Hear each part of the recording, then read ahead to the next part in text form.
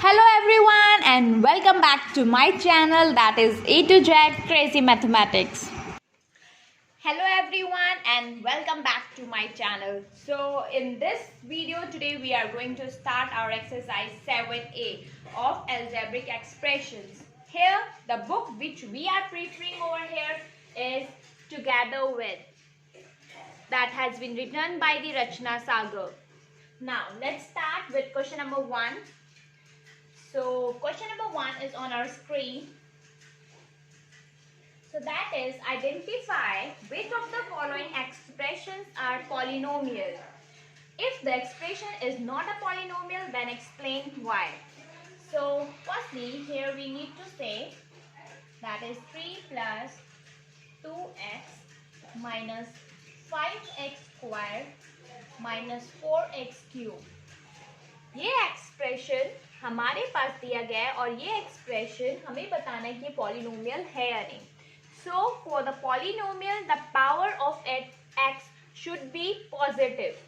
Okay, अब आप देखेंगे यहाँ पे सबकी एक्स की जो पावर है यहाँ पर पॉजिटिव है, right. It means yes it is a polynomial. Yes it is a polynomial.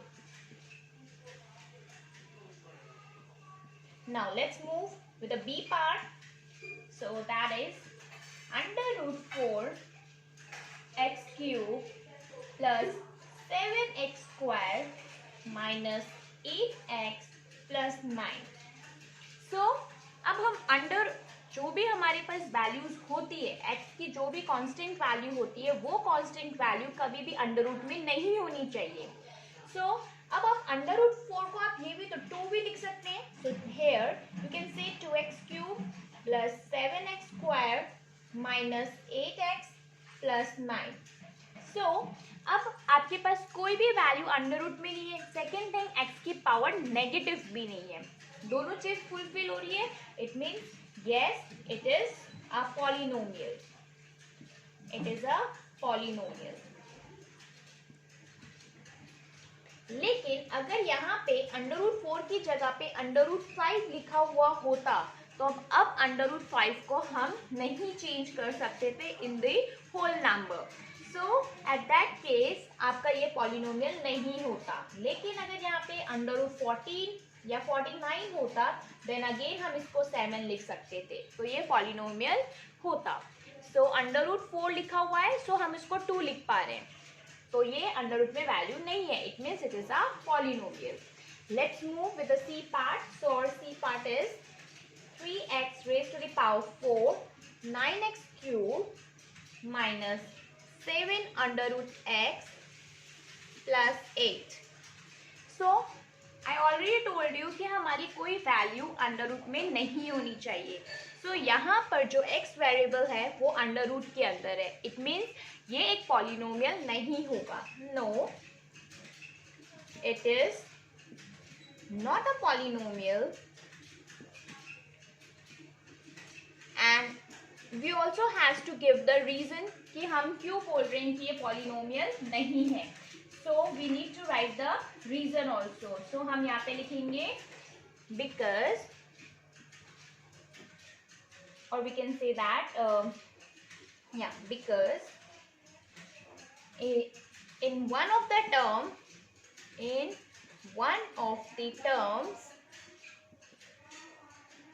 exponent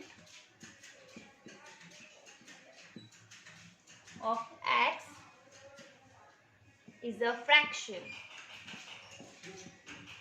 What does it mean? What does it mean? जैसे कि अंडर रूट एक्स है हमारे पास, हम अंडर रूट एक्स को क्या लिख सकते हैं? X raise to the power 1/2 भी लिख सकते हैं, because this under root represent 1/2, right. So यहाँ पर जो एक्स का ये एक्स की जो टर्म है, ये पूरी टर्म है, इसके ऊपर पावर क्या लग रही है? इस एक्सपोनेंट के ऊपर पावर क्या लग रही है? That is half. और आपकी पावर कभी भी, x की जो पावर है कभी भी फ्रैक्शन में नहीं होनी चाहिए. जो भी वेरिएबल की पावर है वो कभी नेगेटिव भी नहीं होनी चाहिए. सो यहाँ पर जो x की पावर है वो फ्रैक्शन में, जबकि पॉलिनोमियल में x की पावर फ्रैक्शन में या फिर नेगेटिव नहीं होती है. That's why we are saying that no, it is not a polynomial. Now let's move with the D part. So our D part is 4x cube minus 10 x raised to the power minus 1 plus 1.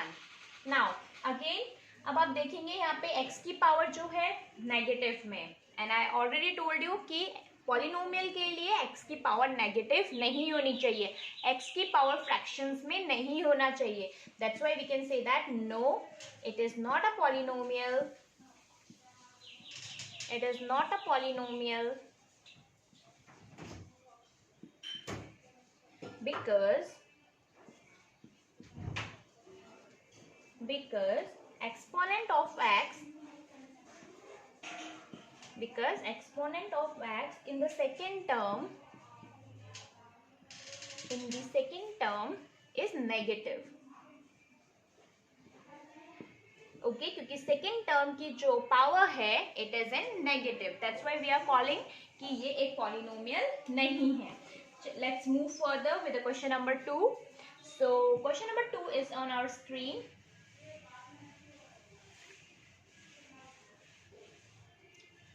So it is write the degree of each of the following polynomial. So what you need to do in that, आपके पास लिखा है 5a squared b. हम variables की power को देखते हैं, variables की power, हर एक टर्म के वेरिएबल्स की पावर देखते हैं. सो हमारे पास वेरिएबल है that is a squared b. So the power over here is 2 and here the power is 1. So total जो पावर है that is 2 plus 1 is 3. So total power is 3. Degree का मतलब होता है हाईएस्ट पावर. सो यहाँ पे एक ही टर्म है, so that will be the degree only. So the degree क्या होगी इस पॉलिनोमियल की, that is 3. Now B part 4x square minus 7x plus 4. So यहाँ पे हम हर एक इंडिविजुअल टर्म्स के अंदर पावर देखते हैं. सो यहाँ पर इस टर्म की जो पावर होगी दैट इज 2. इस टर्म की जो पावर है दैट इज 1. हम वेरिएबल की पावर्स देखते हैं, इस टर्म की पावर है 1. यहाँ पे कोई वेरिएबल ही नहीं है तो उसकी कोई पावर भी नहीं है. So here we need to consider 0. 2 1 0 में से हाईएस्ट पावर किसकी है, that is 2. Highest power is 2. So जो भी हाईएस्ट पावर होगी that will become our degree. So degree will be 2 only. Now let's move with the C part and it is 8y cube minus 9y squared plus 8. Now one term, second term and that is the third term. हमारे पास 3 terms है. अब हम individual terms के power देखते हैं. तो यहाँ पे वेरिएबल की पावर है दैट इज 3. यहाँ पर वेरिएबल की पावर है दैट इज 2. यहाँ पे वेरिएबल ही नहीं है so the power will be 0. इन तीनों में से हाईएस्ट पावर कौन सी है, दैट इज 3. जो हाईएस्ट पावर होती है वही डिग्री होती है. सो the degree is 3. Now let's move with the D part that is 5p square plus 2p minus 3. Okay, so how many terms are there? 1, 2 and 3. यहाँ पे वेरिएबल इज p. p की power कितनी है, that is 2. यहाँ पर p की power है that is 1. Here the power, यहाँ पे वेरिएबल ही नहीं है so power will be 0. Highest कौन सी पावर है इसमें से, दैट इज 2. और जो हाईएस्ट पावर होती है we are calling it as degree. So degree is 2 only. Now let's move with the e part. So our e part is 5y raised to the power 4 minus 3y cube plus 2y square and plus y cube minus 1 plus y cube minus 1. Okay, now in that case how many terms are there? 1, 2, 3, 4 and 5 terms are there.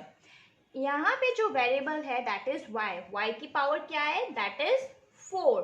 यहाँ पे variable y की power है that is 3. यहाँ जो power है that is 2. Here the power of y is again 3. यहाँ पे variable ही नहीं है तो द पावर विल बी 0. तो इन सब में से हाईएस्ट पावर किसकी है? Highest power is 4. So the degree will be the highest power. तो यहाँ पे degree is 4 only. Now let's move further with question number 3. So question number 3 is on our screen. So that is, arrange each of the polynomial in ascending order of the powers of the variable. So here what we need to do, so the part 1 is 7x cube plus 1 minus 10x. Okay, now there are total 3 terms, 1, 2 and 3. The power of this term is, इस term की power क्या है? That is 3. The power of this term is 0 because यहाँ पे कोई variable ही नहीं है. और यहाँ पे the power of the variable is x की power क्या है? That is 1. Variable का मतलब है यहाँ पे alphabet. Okay, so that is x that are variables. हम हमेशा variables की powers को देखते हैं. So variable is x की पावर 3. यहाँ पे ABCD कुछ नहीं लिखा हुआ, it means it is going to be 0. यहाँ पे here it is x, so the power is 1. अब हमें ascending order में इनको arrange करके लिखना है according to the power. So सबसे कम किसकी power है? That is 1. Ascending में छोटे से बड़ा. So here it will be 1. Second number में है that is minus 10 x raised to the power 1. सबसे ज़्यादा power है that is 7x cube. हम इसको इस फॉर्म में लिखेंगे. So you need to write the sign also. अब यहाँ पे आप 7 के साथ जहाँ पे कोई साइन नहीं होता we need to consider plus. तो हमने यहाँ पे लिखा plus 7 cube. Now let's move with the B part. It is 9x square plus 8 minus 2x cube. So इस टर्म की पावर है दैट इज x की पावर कितनी है? 2. यहाँ पे कोई वेरिएबल ही नहीं है so the power will be 0. यहाँ पे इस वेरिएबल की पावर है दैट इज 3. x की पावर कितनी है? 3. असेंडिंग ऑर्डर मीन्स हमें सबसे छोटे से बड़े में जाना है. So here it will be 8. Second one is 9x square and third one is minus 2x cube. Now let's move with another part. So the C part is 6ay minus 2by square plus 3c. So now इस term की power ay, हमारे पास कितने number of terms हैं? There are 3 number of terms. अब हम हर terms की power calculate करेंगे. सो इस टर्म की पावर कितनी है? So let us consider a की a 1 है, यहाँ पर y 1 है. Now we need to add the powers. हम एक एक टर्म्स की पावर्स को ऐड करके लिखते हैं. So here the power is 1 plus 1 is 2. Here the power is, let us consider b की पावर 1 है, सो 1 plus 2 is 3. Here the power is 1 only. So हम छोटे से बड़े की तरफ मूव करेंगे. So here will be 3c. Second one is plus 6ay. Third one is minus 2by square. जिसके ऊपर कोई पावर नहीं लिखी होती we need to consider 1. Now let's move with the D part. So here it is 4p square plus 5p minus 6. So यहाँ पे first term, second term and third term. इस term की पावर कितनी होगी? That is 2, क्योंकि हम variables की power देखते हैं. यहाँ पे वेरिएबल की पावर क्या है? कुछ नहीं है, so we need to consider 1. यहाँ पे वेरिएबल ही नहीं है, so here we need to consider 0. अब we are going to write in the ascending form. सबसे छोटा कौन सा है यहाँ पे? Minus 6. Second one is plus 5p. Third one is plus 4p square. Now let us move with question number 4.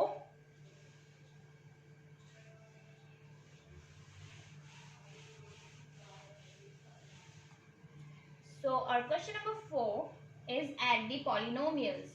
So the A part is 9p cube comma minus 5p cube 3p cube comma minus p cube. So what you need to do over here, so here you need to do, आपको comma की जगह पे you need to put the sign of plus, comma की जगह पे आप लगाएंगे plus का sign. Now here it is -5pq। अब मैंने इस नंबर को ब्रैकेट में इसलिए लिखा है क्योंकि हम रेगुलर साइंस को एक साथ नहीं लगा सकते, आप प्लस के बाद तुरंत माइनस नहीं लगा सकते, इसीलिए हमने यहाँ पे ब्रैकेट पुट किया है। अगर आपके पास रेगुलर साइंस आते हैं माइनस प्लस, दो साइंस आप रेगुलर या कंटिन्यूस फॉर्म में नहीं लगा सकते, that's why I put bracket. Now comma की जगह पे आप लगाएंगे plus and here it is 3pq। यहाँ पे कॉमा की जगह लगाएंगे प्लस, बट ये नंबर माइनस में, so again we are going to put it in one bracket.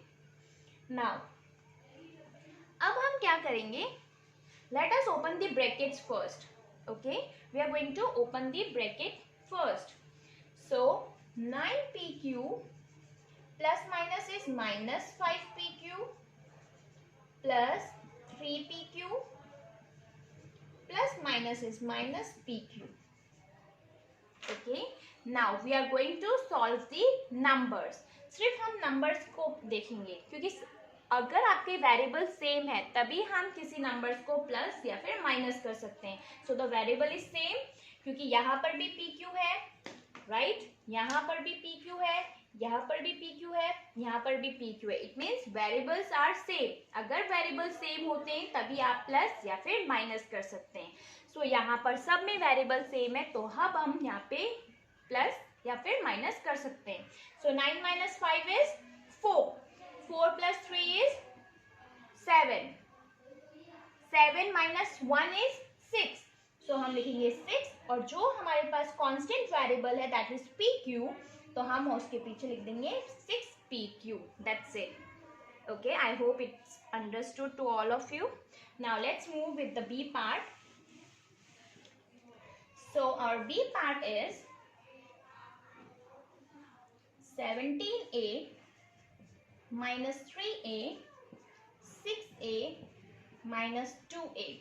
Now what we are going to do, हम 17a लिखेंगे, at the place of comma हम लगाएंगे प्लस का साइन। अब यहाँ पे क्या लिखा हुआ है, that is -3a।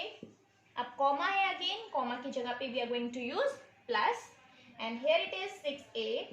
Again comma के प्लेस में हम लगाएंगे plus and here it is -2a. Now our first method is to open the brackets. First step is to open the bracket. So plus minus -3a plus 6a plus minus minus 2a. अब आप देखिए यहाँ पर सबके variable same है, that is a। अगर variable same है तो अब हम प्लस या फिर माइनस कर सकते हैं। सो 17 minus 3 that is 14, 14 plus 6 that is 20, 20 minus 2, 20 minus 2 is 18, so here our answer is 18, और आपको सब में a लिखा हुआ है, so here you need to write a once. Now let us move with the C part.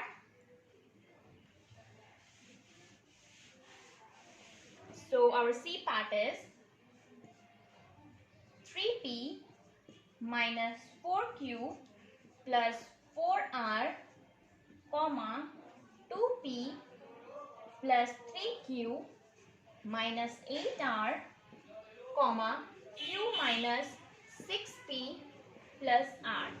Okay, so what we need to do, हम comma की जगह पे हम लगाएंगे प्लस का sign. This is our first step. So comma है यहाँ पे, so here we are going to use plus sign. Now अब यहाँ पे है that is 2p plus 3q minus 8r. Again here it is comma, so हम plus का sign use करेंगे। Now q minus 6p plus r. अब हम further क्या करेंगे, okay, now we don't need to open the brackets. अब हमारे पास तीन अलग अलग वेरिएबल्स हैं, ओके, दैट इज p एक वेरिएबल है, यहाँ पे q एक वेरिएबल है, r एक वेरिएबल है। इट मीन्स अब हमारे पास अलग अलग वेरिएबल्स हैं। जब भी हमारे पास अलग अलग वेरिएबल्स हो, firstly we are going to separate the like terms. हम लाइक टर्म्स को सेपरेट करेंगे। लाइक टर्म्स मीन्स जिस नंबर के पीछे p लिखा हुआ है वो नंबर्स को हम एक ब्रैकेट में लिखेंगे। तो p किसके पीछे लिखा हुआ है, यहाँ पर 3p लिखा हुआ है, अब यहाँ पर 2p है, we are going to write all the variable, जो भी p वेरिएबल्स के कांस्टेंट है हम उसको 1 ब्रैकेट में लिख रहे हैं, and here it is -6p. Now done. फिर हम बीच में यूज करेंगे प्लस का साइन. नाउ अब हम लिखेंगे q टर्म्स, q के जितने भी टर्म्स हैं वो हम लिखेंगे q वेरिएबल्स के. सो -4q and here it is 3q and here it is +q. हमने q वाले टर्म्स को भी सेपरेट कर दिया. अब हम r टर्म्स को सेपरेट करेंगे. सो r वाले कौन से हैं? Here it is 4r, here it is -8r, here it is +r.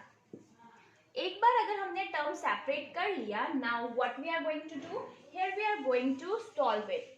सो 3, अब देखो अभी यहाँ पे सबके वेरिएबल्स p है. Now we can solve it. So 3 + 2 is 5, 5 - 6, 5 - 6 is -1p. Similarly, let us solve this part. So -4 + 3 is -1, -1 + 1 is 0. तो ये sign हम एज इट इज लिखते हैं, and 0q. Now this plus as it is. Now 4 - 8 is -4, -4 + 1, -4 + 1 is -3. So here we have -3r. अब हम लिखेंगे minus, no need to write 1 because understood अगर कोई कांस्टेंट नहीं है, इट इज 1 ओनली. 0 को आप किसी भी वेरिएबल से मल्टीप्लाई करोगे, you will get 0, right? So here we are not going to write 0, and here it is ±-3r. So this is our final answer. Now let us move with the D part.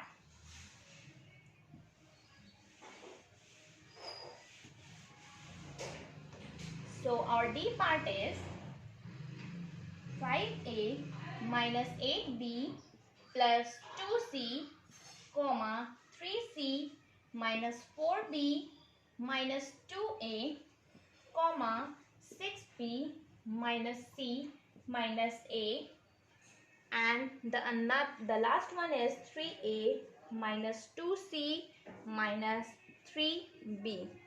So here we have. So first step is कि हम comma की जगह पे we are going to write plus. So here it is comma. So हम इस comma की जगह पे लगाएंगे plus. And let us write the another number. फिर comma आ गया, then again we are going to use plus. Now let us write it again. That is 6b minus c minus a.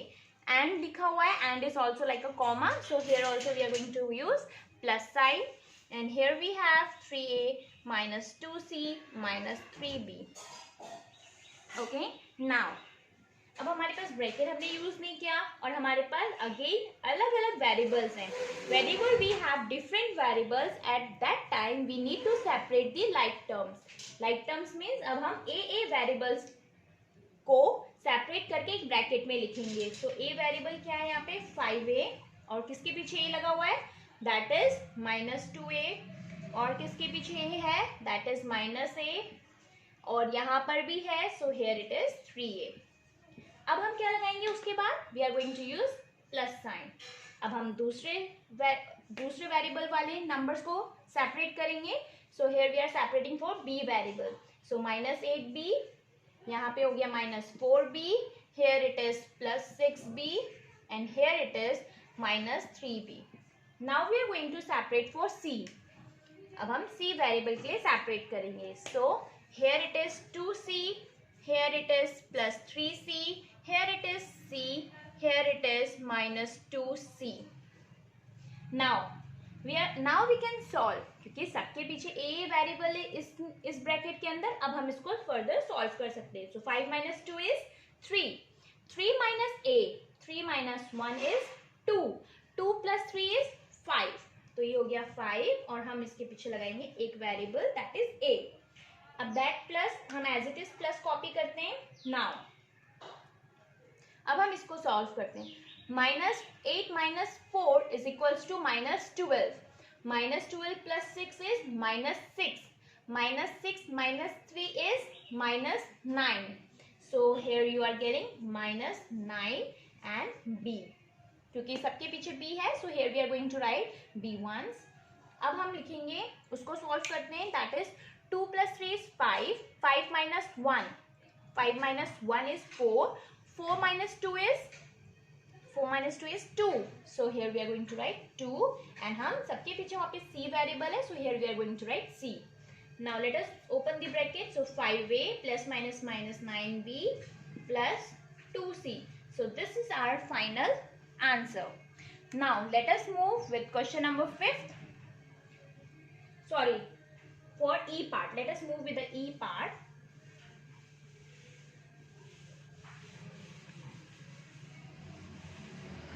So our E part is